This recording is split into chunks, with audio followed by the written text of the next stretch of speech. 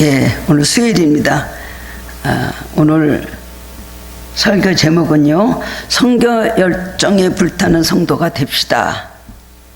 그리고요, 우리 본문은 사도행전 28장 23절에서 31절까지 말씀입니다.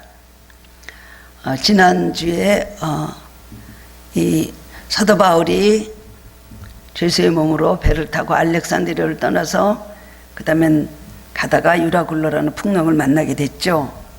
그래서 굉장히 고통당하다가 결국 하나님께서 사도 바울에게 말씀하시고 또 그 받은 말씀을 그 배에 타고 있던 276명의 모든 성격들에게 전하고 또 그들에게 위로하고 그들과 음식을 나눠 먹고 그러면서 하나님께서 2주 동안 276명이 알렉산드리아 호에서 굉장히 고통을 당했잖아요.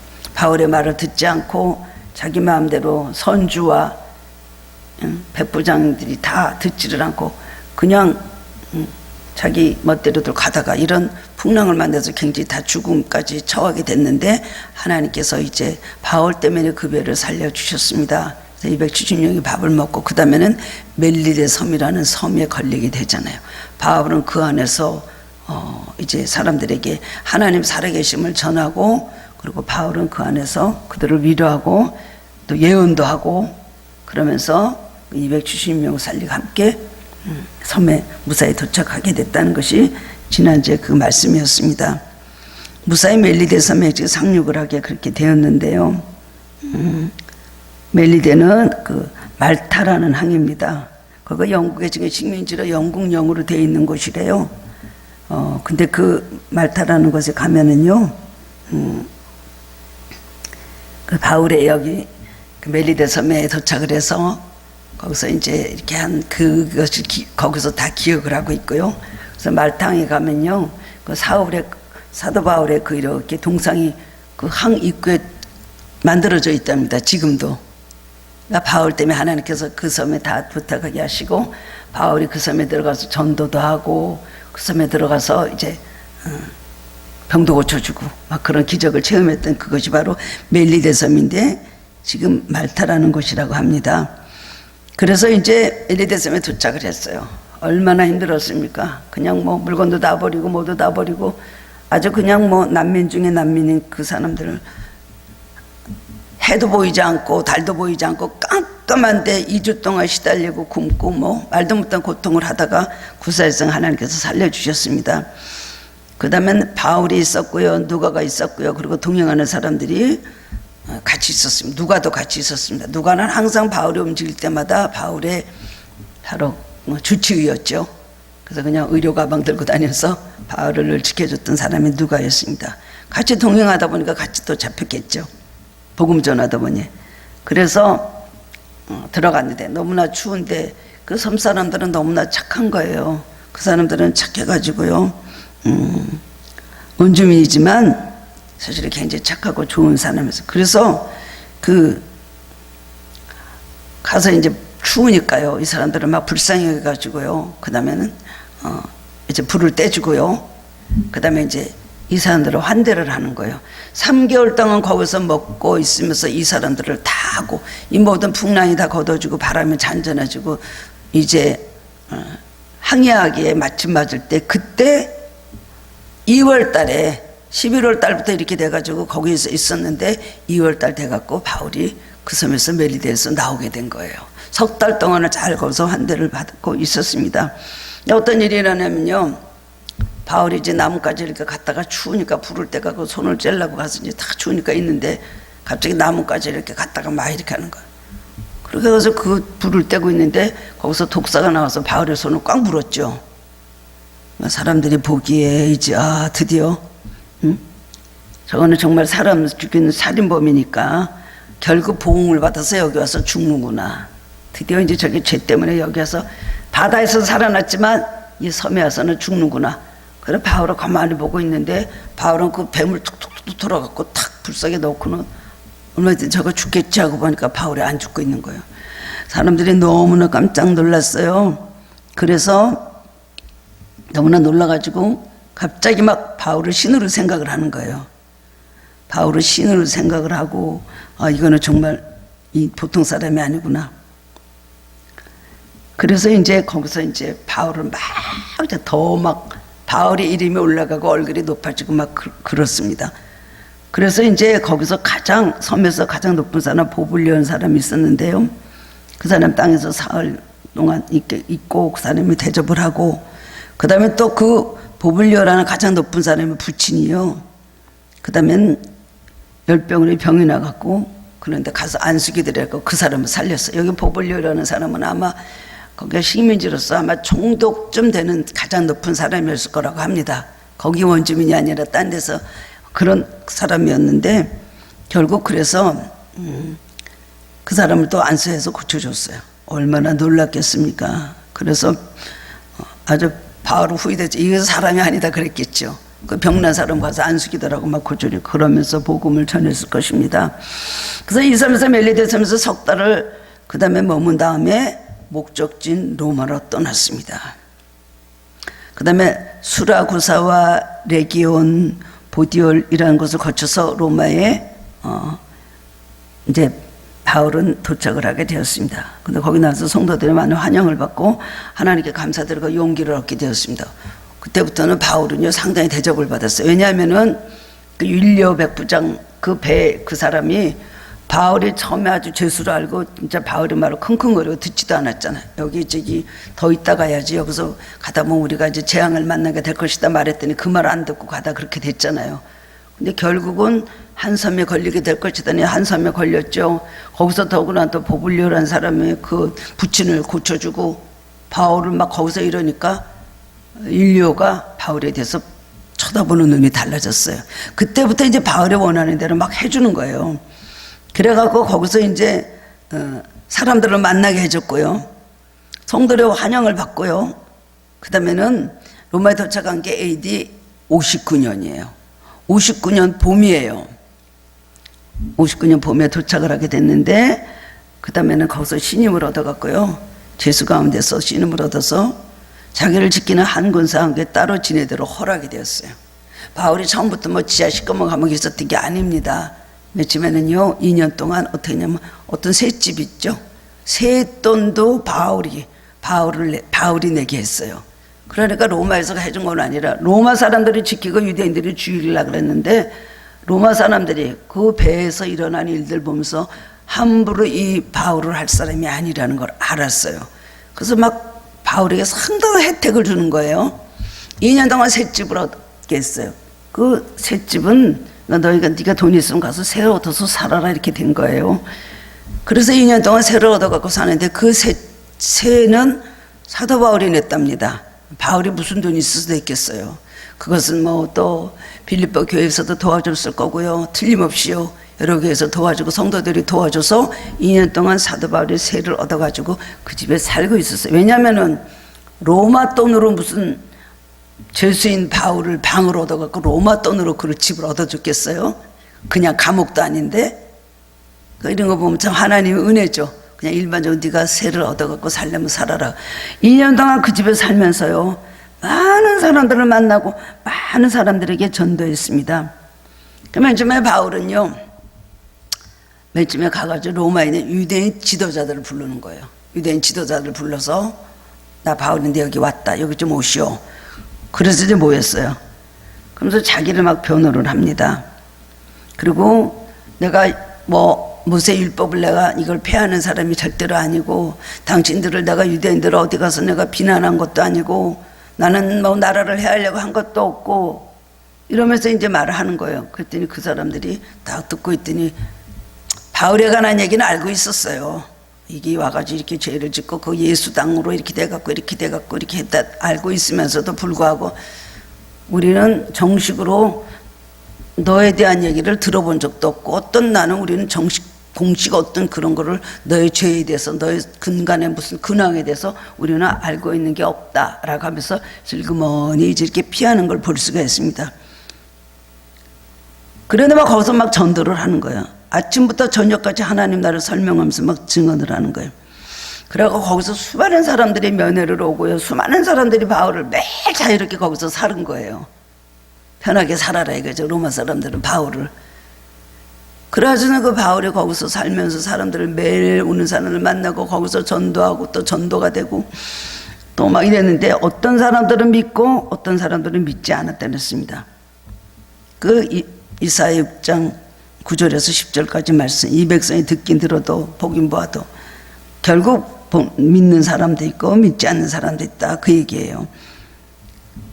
이스라엘 백성들은 들어도 잘 그걸 이해하지 못하겠다는 그런 뜻이었습니다.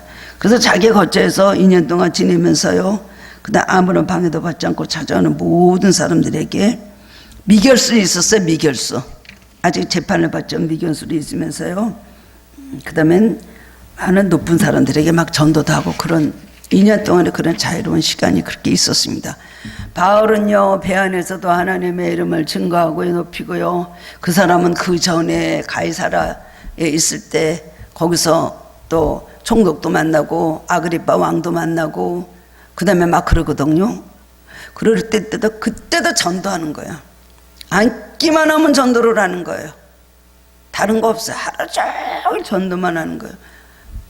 로마에 가서도 그 방어도 걷고 살면서도 사람들 오면 다른 사람 같으면 뭐 좀 쉬기도 하고 약간 뭐 좋은 시간도 보낼 수가 있겠죠. 즐기는 시간. 바울은 처음부터 끝까지 그냥 복음을 전하는 거예요. 가이사랴에서 3년간 미결술에 있을 때도요, 그 다음엔 계속해서 미결술이 있고 지금 5년 동안 미결술을 한 거예요.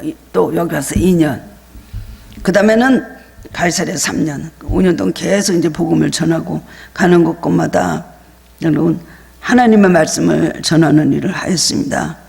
그래서 그 다음엔 그래서 와서 이제 얼마나 간절하게 로마에 가고 싶어 했는지 모릅니다. 그 꿈이 이루어졌어요. 오늘 일상 가지고요, 우리는 이 바울의 선교 열정을 우리가 본받아야 될 것입니다. 지금 이렇게 코로나19로 인해서 교회 문도 닫히고 지금 자유롭게 예배도 못 드리는데 어떻게 우리가 전도가 될까요?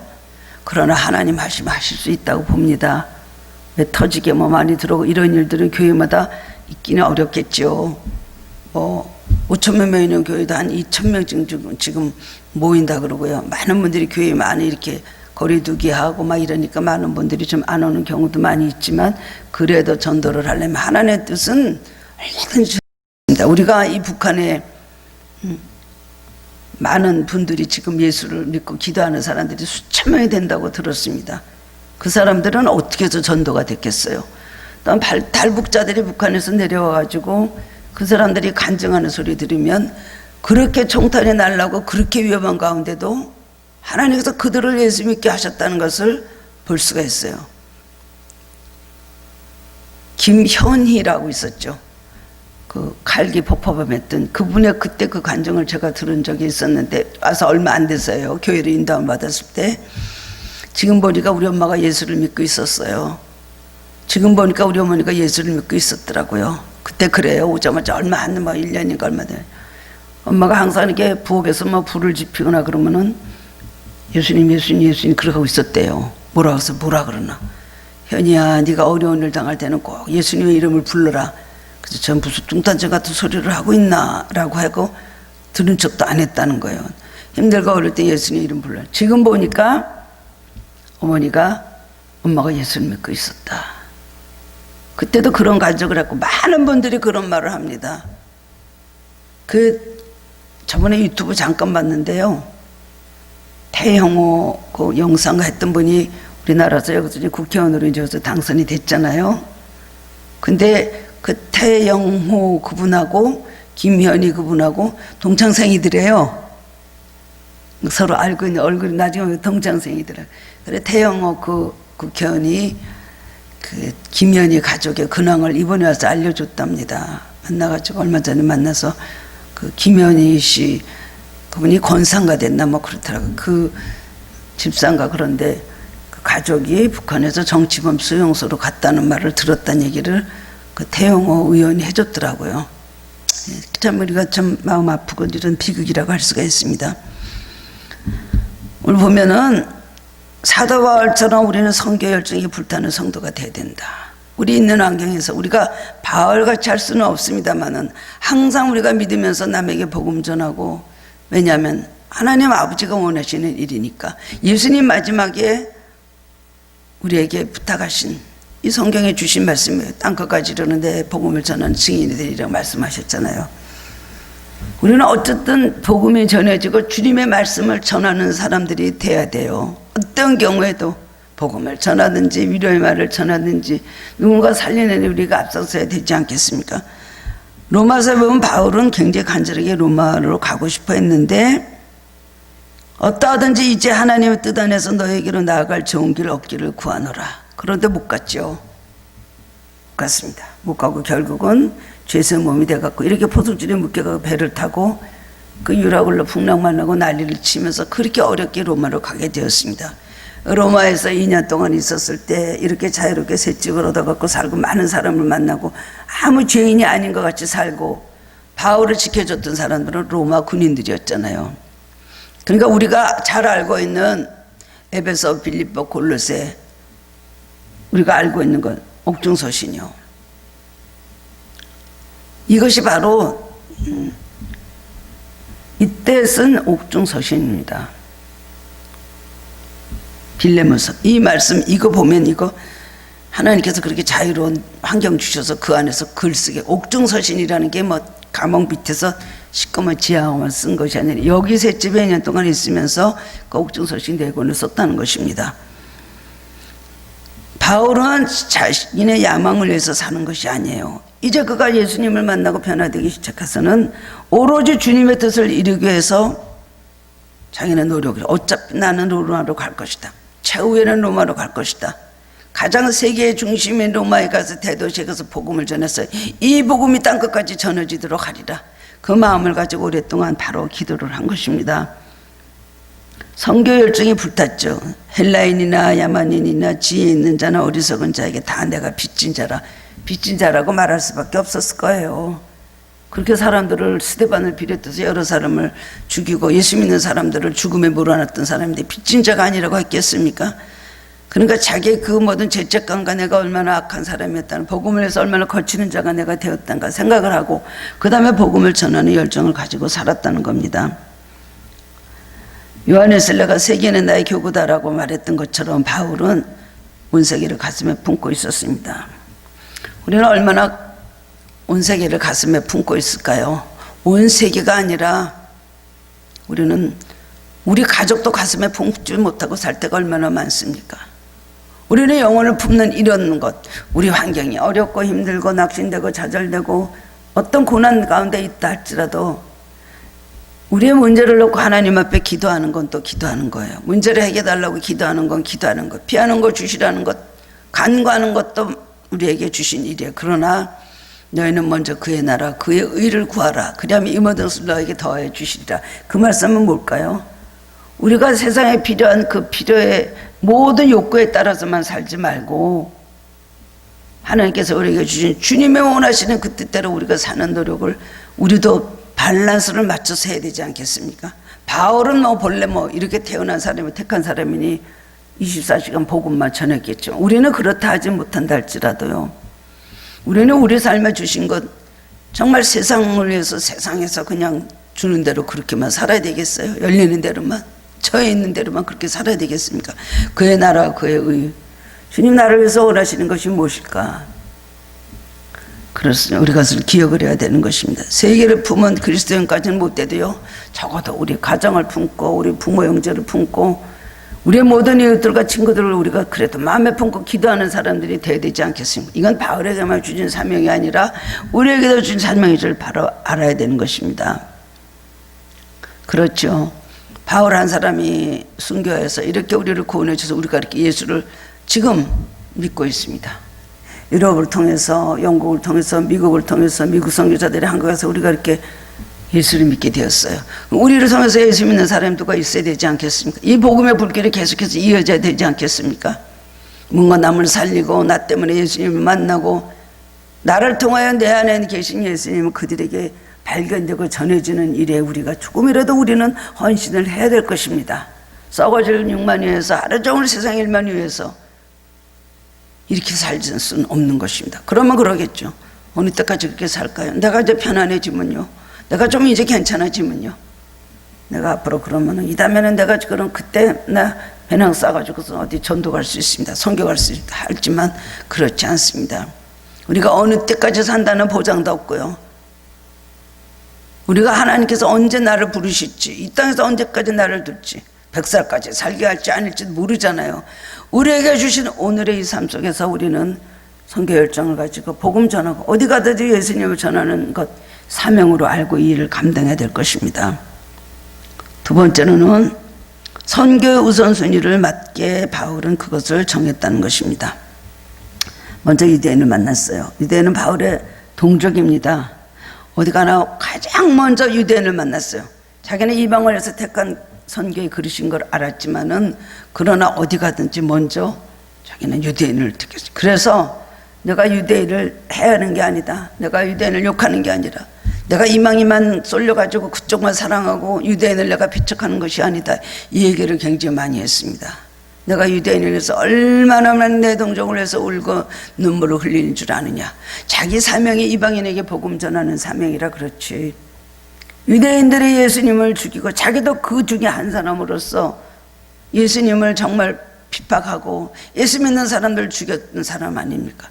그래서 유대인들을 위해서 그렇게 눈물을 흘리고, 그리고 유대인들을 절대로 멸시하지 마라. 지금은 저렇지만은 유대인의 이 뿌리가 그루터기가 있기 때문에 이방인도 있는 것이다. 복음을 맨 처음에 유대인에게 전해주시고 그 다음에 이방인에게 전해줬지, 유대인이 없이 이방인이 있을 줄 아느냐. 그 말도 굉장히 많이 했습니다. 그래서 복음을 해서 정말 힘쓰되 유대인 동족에게 먼저 전하고 그 다음에는 로마에 가서 이방인들을 위해서 전도를 한 것입니다. 우리도 그렇습니다. 예루살렘, 온 유대, 사마리아 땅끝, 우리는 누구에게가 전해야 될까요? 우선 내 가정입니다. 그 다음엔 유대, 내 모든 일가 친척, 내 모든 혈을 말하는 것이죠. 그 다음엔 내 나라, 내 동족, 사마리아, 그 다음엔 또 이방이에요. 땅끝, 멀리는 이방이에요. 우리는 먼저 내 이웃 다니면서 정말 다니고 내 보는 사람들, 만나는 사람들에게 먼저 예수 그리스도의 이름을 전해야 되는 것입니다. 이스라엘 소망을 위하여 내가 이 사슬에 메인 바 되었노라. 그러면서 유대인들에게 말합니다. 내 민족이 변화되고 구원받고 하나님 백성이 되는 것이 내 소원이라고 말합니다. 내가 그리스도 안에서 참말을 하고 거짓을 아니하노라. 내게 큰 근심이 있는 것과 마음에 그치지 않은 고통이 있는 것을 내 양심이 성령 안에서 나로 더불어 증거하노니 나의 형제 곧 걸육의 친척을 위하여 내 자신이 저주를 받아 그리스도에게서 끊어질지라도 원하는 바로다. 로마서 1장에서 이렇게 말하고 있습니다. 바울은 사랑하는 동족의 구원을 얼마나 멸망하고 있었는지 그 말씀에서 우리가 알 수가 있죠. 그렇습니다. 그래도 우리 가족들을 사랑한다면, 내 부명제를 사랑한다면 오늘 우리는 먼저 복음을 전하는 일에 앞장서야 될 것입니다. 그들의 모든 죽어있는 영혼들을 보면서 우리가 불쌍히 여기지만 가지고 가서 복음을 전해야 되는 것입니다. 그냥 내 신상의 문제, 내 문제, 내 그냥 이것만 가지고 매일 생각하고 남한테 아무 관심도 없고 그들의 영혼에 대해서 관심도 없으면 우리는 참으로 그리스도의 사랑이 없는 죽어있는 신자라고 할 수가 있습니다. 그렇습니다. 어떤 이정을 치르는 무슨 굴욕을 당하든지 간에 상관이 없이 부모를 예수 믿게 하고 하늘나라 가게 되는 것이 최고의 효도인 것입니다. 구원받게 해드리는 것, 그 이상은 없습니다. 연로하신 부모님들에서 기도 많이 하셔서 또 천국 가서도 또 상금 많이 받도록 여러분 기도하시기 바랍니다. 우리 하늘교도 여러 가정들이요, 그 부모님을 안 믿는 부모님들에서 열심히 기도해서 결국은 부모를 갖다 천국으로 보내는 것을 이렇게 종종 보면서 그 한 사람의 그 간절함이 정말 효도 중에 효도인 예수 그리스도 안에서, 사랑 안에서 부모를 사랑하고 구원받는 일이 얼마나 귀한 것인가 보게 되고, 그런 마음의 염원을 가지고 있으면은 반드시 그 기도를 들어주시는 걸 보고 저도 깜짝 놀랄 때가 있습니다. 영혼 구원을 하는 것, 이것이 가문에 그런 축복이 없습니다. 한 사람이 구원받으면 그 밑에 모든 자손들이 다 그 줄기를 따라서 구원의 반열에 들게 되는 걸 믿고, 여러분 이 모든 것들을 그냥 아무 의미 없이 그렇게 절대로 보시지 말기를 바랍니다. 밀알 하나가 땅에 떨어져 죽으면 많은 열매를 맺고, 죽지 않으면 하나는 그대로 있다 그랬잖아요. 한 사람이 밀알이, 한 사람이 예수 믿으면 그 영혼이 그때부터 그 줄기가, 후손들의 그 모든 줄이 다 예수님께서 옮겨오는 걸 여러분 바랍니다. 특별히 나이 많으신 분들, 연로하신 분들에서 기도 많이 하시고, 가장 우리가 선교 열정을 가져야 될 분들이 누구예요? 앞으로 이제 얼마 남지 않은 부모님들 위해서 간절히 기도하고 그들의 영혼과 그들의 영생을 위해서 기도해야 될 것입니다. 부모님들 뿐이 아니죠. 가족도 그렇죠. 남편도 그렇고 자녀도 그렇고 특별히 아내도 그렇고, 자기가 가장 사랑한다면 그것의 복음 증거자가 되어야 되는 것입니다. 세 번째로는 우리는 복음의 증거자가 반드시 되어야 되는 삶을 살아야 됩니다. 지금 너무나 살기가 힘들고 자기 일에 몰두합니다. 시간이 없습니다. 자기 신앙 관리할 시간들도 없는 그런 참으로 힘든 시간들을 우리가 지나가고 있습니다. 더구나 또 교회가 여러 가지로 너무 많이 지금 침체되어 있고요. 예배도 잘 안 보니까 이 선교 열정이 다 죽어지고, 또 전 세계적으로도 그렇지 않습니까? 세계 선교들 많이 했는데 지금 외국 나갈 수도 없잖아요. 들어올 수도 없잖아요. 지금 기독교가 이렇게 탄압받고 정말 이 코로나라는 것 때문에 이렇게 많이 모든 선교의 모든 루트가 다 막혀버리고 교회마다 인부들의 열정과 예배가 식어지고, 이런 것이 너무나 안타깝고, 어느 시대보다도 정말 보이지 않는, 총칼 들고 신앙생활 못하게 하는 시대보다 참으로 더 많은 그런 탄압과 핍박을 우리에게 주고 방해를 하고 있는 걸 우리가 알아야 되는 것입니다. 이럴수록 기도를 많이 해야 된다고 생각을 합니다. 그래서 우리에게 모든 주신 명령, 이런 시대를 당한다 할지라도 이 명령이 그대로 지켜질 수 있도록 하나님, 우리가 할 수 없는 환경이나 하나님 우리를 통해서 이 모든 일들을 이루어주시고, 지금도 죽어있는 영혼들이 살아나는 역사가 일어나게 해 주옵소서. 우리가 반드시 기도해야 될 것이 그건 줄 아시기를 바랍니다. 어떤 경우도 하나님께서 주님을 위해서 살고자 하는 마음 주시면 우리를 하나님께서 우리를 들어서 사용하시고 의의 병기로 사용해 주실 것을 분명히 믿습니다. 그렇습니다. 우리가 전하는 것은 부야민의 지식이 아니라 예수 그리스도가 되어야 되는 것입니다. 감옥에 있으면서 복음을 전하고, 이런 선교적인 자세만 있다면 누구든지 어디든지 복음을 발같이 전할 수가 있는 것입니다. 그래서 빌립보서는 바로 빌립보 교회에 대해서 큰 하는 말이 그거죠. 마지막 정말 자기의 죽음이 얼마 남지 않았습니다. 떠날 기약이 이제 가까웠다고 할 정도로 자기의 죽음이 얼마 남지 않았어요. 그런데도 불구하고 바울은 빌립보 교인들을 얼마나 위로합니까? 그냥 정말 아주 복음 중에 진수요, 그렇게 기쁨이 충만해서 빌립보 교인들의 기쁨을 주고 그들에게 소망을 주고, 내 걱정을 하지 말고 너희들 신앙생활 잘해라 하면서 오히려 바울을 걱정하고 있는 빌립보 교인들에게 기쁨을 주고 소망을 주고 그들을 위로하는 그런 귀한 편지를 그렇게 썼습니다. 믿지 않는 사람, 부정적인 반응 가진 사람에 대해서는 바울은 마음이 아프고 괴롭겠지만 이사야의 말씀은 이것을 소화하고 계속해서 복음을 전파했습니다. 일렀으되 이 백성에게 가서 말하기를 너희가 듣기는 들어도 도무지 깨닫지 못하며 보기는 보아도 알지 못하는도다. 그랬습니다. 우리는 영혼으로 영혼을 봐야 됩니다. 그런 눈이 부족한 것이 바로 문제인 것입니다. 감정으로 사람을 보게 되고 인간의 눈으로 사람을 보게 되니까 여러 가지로 상처도 받게 되고 증오심도 가지게 되고 여러 가지 그런 마음을 가집니다. 그러나 영혼으로 영혼을 보면 속으로 들여다보니까 불쌍한 마음을 가지게 되고, 그리고 진정으로 어떤 눈으로 예수의 눈을 가지고 사람을 볼 때 주님의 사랑이, 주님의 자비와 긍휼이 그에게 나타나서 그를 일으키시는 걸 볼 수가 있을 것입니다. 그렇습니다. 사도행전의 맨 마지막 32절의 말씀을 보면 담대히 하나님 나라를 전파하며 주 예수 그리스도에 관한 것을 가르치되 그 많은 사람이 없었다라 그랬습니다. 세계 중심인 로마에서, 대도시 로마에서 하나님 나라를 증거하고 예수를 전하는 바울은 아무도 금하지 못했다는 것입니다. 이런 것이 얼마나 기적입니까? 우리 가는 곳곳마다 상대방을 제어하고 그랬습니다. 가는 곳곳마다 오히려 긍휼을 얻게 했습니다. 물론 마지막에는 네로 황제의 핍박으로 인하여 그리스도인들이 다 그때 순교당할 때 바울도 순교를 당했지만은 모두지 하나님 하시는 가운데 모든 일을 다 하다가 순교하고 천국 가신 분이 바로 사도 바울이라고 생각을 합니다. 죄수의 몸으로 가면서도 그 배탄 사람들을 위로하고 그 사람들을 오히려 살리고 그 다음에 또 섬에 가서 거기 가서도 예수님의 이름을 드러내고 가장 높은 사람에게 전도하고 가서 병 고쳐주고 그 276명이나 되는 사람으로 다 위로하고 살 길을 열어주고 편안하게 좀 평안을 나눠주고 복음을 나눠주고 기쁨을 나눠주고 그들에게 참 피곤함을 안식으로 바뀌는 그런 일을 한 것을 볼 수가 있습니다. 또 로마에 가서도 사람들을 전도를 했어요.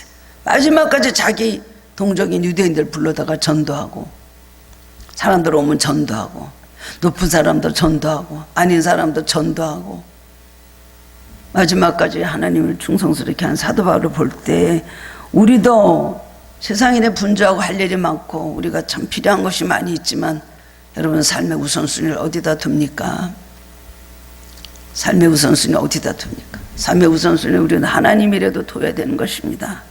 나만 알고 썩어질 세상 일만 갖고 살면 절대로 안 되는 것입니다. 오늘 주님 위해서 살아야 되고 시간과 모든 걸 보내야 되는 사람들이 되어야 되는 것입니다. 너희는 땅끝까지 이르러 내 증인이 되리라. 되리라고 하신 말씀은 명령도 되고 또 그렇게 될 것이라는 예언의 말씀도 되죠. 오늘 우리는 땅끝까지 복음 전하는 사람들이 되어야 되겠습니다. 우리는 땅끝에 가지 못해도 이것에서 기도할 때 복음이 전해지고 또 우리가 기도할 때에 파송된 선교사들이 가서 능력 있게 복음을 전하게 될 것이고 우리가 심는 적은 것들이 적은 기도와 적은 눈물과 적은 작은 헌금이 가서 쓰여질 때 놀라운 일을 하게 됩니다. 빌립보 교회는 처음부터 끝까지 사도 바울에게 물질을 댔던 그런 참 선한 일을 했던 교회입니다. 바울이 항상 그것에 감사했습니다.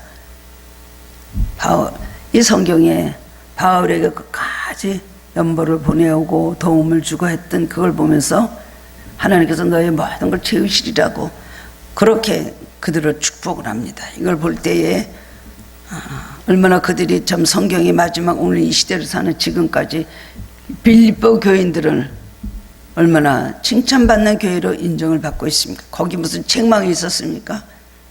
흉측하다고 뭐 주님께서 거기에 대해서 굉장히 뭐 비난을 하신 것이 있습니까? 사도 바울은 너희 나의 기쁨이요 면류관이요 그러면서 막 빌립보 교회 성도들을 굉장히 이렇게 칭찬을 하는 걸 볼 수가 있습니다. 여러분 지금 이 시대가 기도하기도 힘들고 신앙생활 하기도 힘들고 모든 것이 힘든 가운데 있지만 여러분 그래도 한 생명이라도 살리고 한 생명이라도 구원하는 일이 있기를 원합니다. 여러분 교회 자주 나오지 않으니까 아무래도 시간이 좀 있으시죠. 시간이요. 물론 뭐 살림도 더 열심히 하시고 직장에도 더 열심히 하시고 뭐 여러 가지 그동안 밀렸던 일을 할 수가 있겠지만 시간은 많이 있거든요. 그럴 때마다 여러분 정말 누굴 만나서든가 아니면 자주 못 만나도 전화로라도 복음 전하고 계속해서 꾸준히 쉬지 말고 이 복음의 불이 계속해 이어지도록 여러분 노력을 해야 될 것입니다. 다 전도에 대한 열정이 다 식어졌어요. 왜냐하면 지금 시기적으로 그럴 때 아닙니까? 지금 누구를 이끌어와요? 누구를 전도해와요? 이끌어올 때면 이끌어오겠죠. 전화로라도 만남을 통하여 친구들 만남을 통하여 전도하고 그리고 예수 그리스도의 복음을 전할 때에 주님은 끝없이 우리와 함께 하시고 우리를 통해서 하나님은 일하시고 끝없는 복음의 역사가 반드시 이어지게 될 것입니다. 한 사람을 잘 전도하면은요 나중에 그 사람 통해서 얼마나 많은 좋은 사람이 올지 몰라요. 그것은 모릅니다. 요한과 안드레가 세례요한을 따라다니다가 예수님 우리가 메시아를 만났다. 그래서 안드레가 베드로에게 처음 말했어요. 우리가 메시아를 만났다고요. 안드레는 사실 수제자인 베드로에 비하면은 그렇게 큰 서열에서 그렇게 크게 일을 한 그런 사람으로는 부각되어 있지 않습니다. 그러나 안드레가 형에게 가서 메시아를 만났다고 하고, 그 다음엔 베드로를 주님께 인도하고, 베드로가 하나님의 뜻이 계셔서 베드로를 통해서 여러 가지 기적을 베풀면서 수제자를 만들어 주셨잖아요. 우리가 누구를 전대, 그 사람이 누구를 더 전대해 올 줄은 모르는 일입니다. 작은 어떤 한 사람을 통해서 많은 훌륭한 분들이 나오고 배출이 된 걸 보면요, 우리는 마음에 감동이 오는 주변에 있는 사람들, 우리가 사랑으로 할 때 하나님의 놀라운 역사 이런 걸 분명히 믿으시기 바랍니다. 우선 내 가정부터, 내 부모 형제부터, 내 가까운 이 친구부터, 그리고 우리가 만나는 모든 사람들, 그리고 우리가 알지 못하는 사람들, 그들을 위해서 기도할 때 복음이 땅끝까지 전해지는 역사 있고, 북한에서 기도할 때에 북한에 더 많은 성도들이 나오며 북한의 이 모든 독재 정권이 무너지고 예배가 회복이 되고 십자가가 깃발이 휘날리는 날이 올 것으로 분명히 믿습니다. 다른 것보다도 우리가 이 나라를 위해서 기도해야 됩니다. 이것이 바로 선교고 전도입니다. 우리 나라를 위해서 반드시 기도하고 이 나라의 영혼이 많이 하나님 앞으로 돌아오도록 성령이 완전히 덮으시고 성령의 불이 붙고 부흥의 개혁이 일어나는 우리 하늘교회와 우리 한국교회와 이 나라가 되도록 간절히 기도하시기 바랍니다. 하나님 감사합니다. 오늘 말씀을 통해서 부끄럽지만 우리가 좀 잊고 있었던 이 선교 사명을 다시 한번 기억하고 새롭게 하여 주옵소서. 믿습니다. 바알같이 될 수는 없습니다. 우리가 천사도 아닙니다마는, 그러나 오늘 이런 선교 열정을 가지고 우리에게 주신 하나님의 사명이 있는 줄 압니다. 5달란트 아니면 50달란트 100달란트 주신 사람이 있냐면 1달란트 준 사람도 있습니다. 평생을 두고 한 사람도 전도하지 못하고 예수 믿으란 말을 한 번도 해보지 못하고 주님 앞으로 간다면 부끄러운 구원을 받으나 얼마나 주님 앞에서 얼굴 들기 죄송하고 부끄러울까요? 하늘께 우리의 선교 열정을 더욱더 새롭게 해주시기를 원합니다.